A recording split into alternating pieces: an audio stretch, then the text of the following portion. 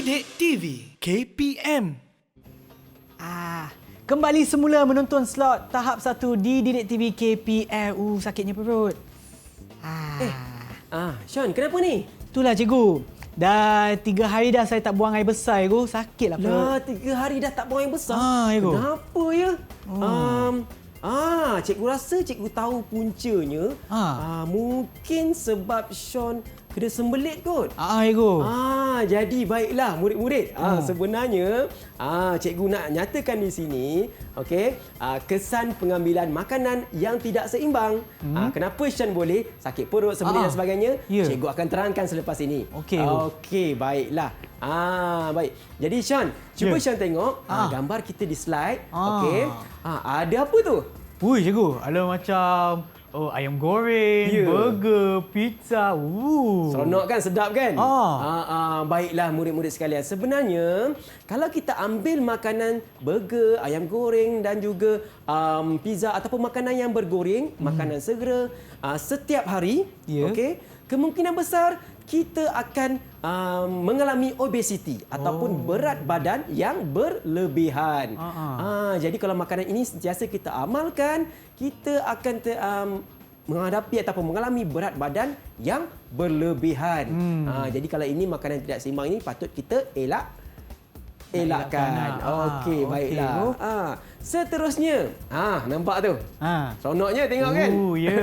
Ada gula-gula, ada aiskrim, ada kek cawan. Betul? Betul, cikgu.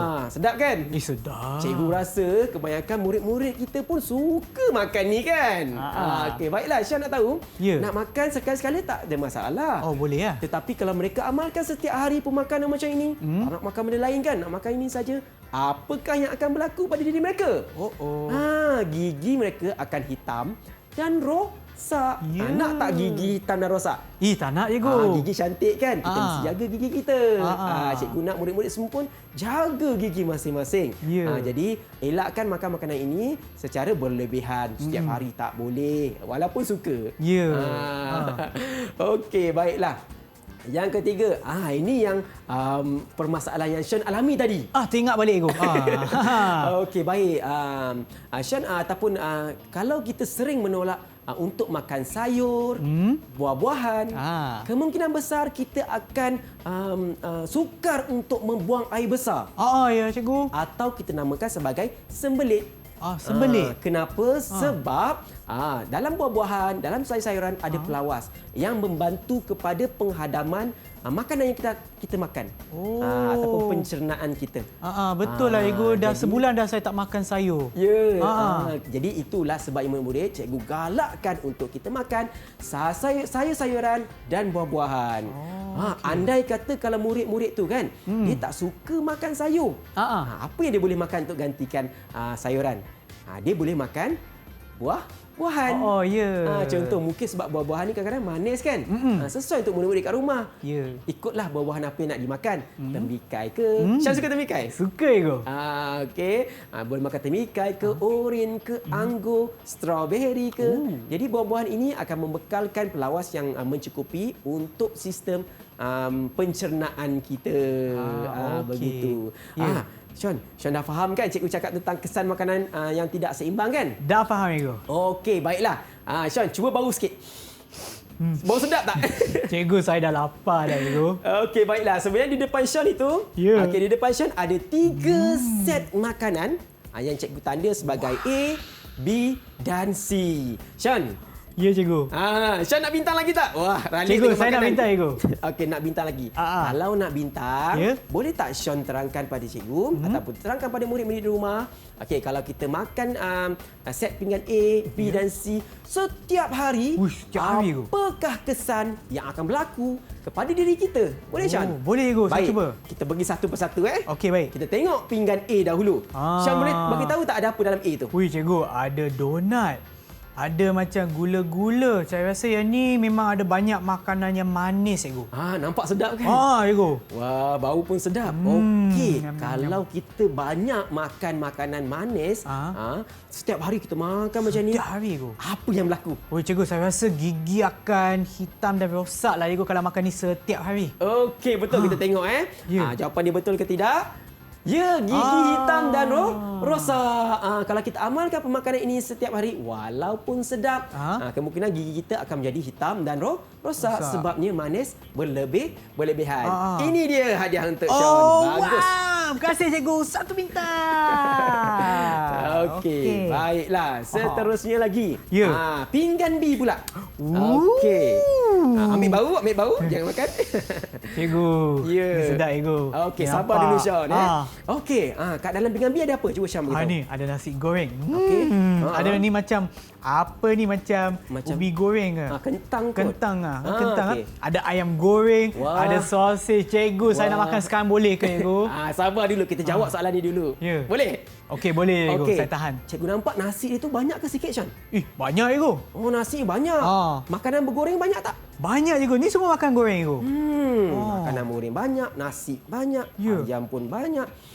Jadi Sean, kalau kita sentiasa mengamalkan pemakanan ini setiap hari, Ya. apakah yang akan jadi pada badan kita? Kalau kita makan banyak makanan berminyak macam ni dalam keadaan ataupun kuantiti yang banyak macam ni, Okey. saya rasa kita akan menghadapi obesiti. Bagus. Baik, kita tengok jawapan betul ke tidak. Okey, pinggan B. Ya, obesiti. Apakah maksud obesiti? Obesiti ialah berat badan berlebihan. Nak makan boleh, tak ada masalah. Tapi kalau amalkan setiap hari pemakanan macam ni, kita kemungkinan akan mengalami obesiti ataupun berat badan berlebihan. Sean jawab betul lagi lah. Betul, cikgu. Habislah bintang cikgu. Jangan macam tu, cikgu. Okey, saya bagi pada Sean. Tahniah. Yeay, terima kasih cikgu. Lagi 1 bintang. Okey. Baik. Dan murid-murid kat rumah boleh sama-sama jawab juga ya. Ya. Okey, Sean. Untuk pinggan C pula. Okey. Cuba Sean nyatakan apa yang ada dalam pinggan tu ya. Cikgu, yang ni ada mi goreng dengan ayam goreng. Tapi tak banyak sangat. Tapi cikgu, apa yang saya perasan cikgu? Macam tak ada sayur lah cikgu. Okey. Kalau tak ada sayur, okey, cikgu nampak mi pun okey macam tu. Apakah kesan yang akan berlaku pada diri kita? Kalau kita makan makanan, kalau kita tak makan sayur kan, hari-hari tak makan sayur, saya rasa kita akan mengalami kesukaran untuk buang air besar. Ya, sakit tak tadi? Sakitlah cikgu, sampai sekarang pun sakit lagi. Baiklah. Jadi kat sini kita tengok jawapan dia tepat ke tidak. Sukar membuang air besar. Bagus, tahniah Sean. Cikgu bagi 1 bintang lagi. Oh, terima kasih cikgu. Wah. Lagi 1 bintang. Okey, baiklah murid-murid. Kalau kita sentiasa makan makanan tapi kita menolak buah-buahan dan sayur-sayuran seperti di pinggan C. Okey, kita akan kemungkinan kita akan mengalami sembelit ataupun sukar untuk membuang air besar. Kalau tak nak makan sayur tak apa, tapi kita gantikan dengan buah-buahan pun boleh, tak ada masalah. Okey, jadi dekat sini Sean telah menjawab 3 kesan pengambilan makanan tak seimbang yang betul. Tahniah Sean. Terima kasih cikgu.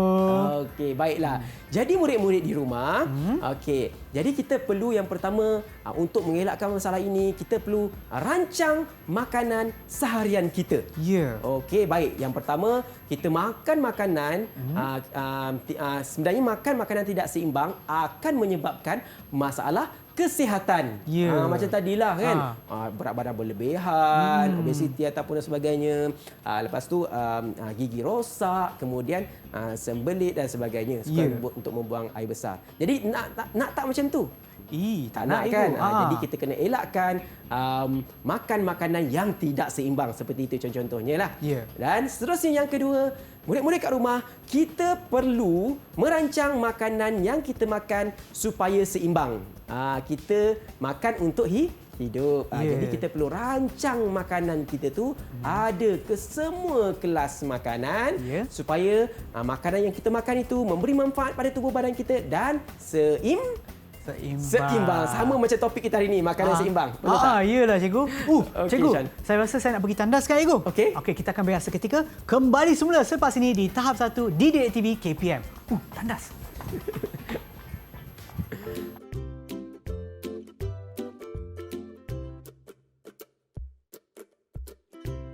Amalan minum air kosong atau air putih secukupnya memberi banyak manfaat pada tubuh badan kita.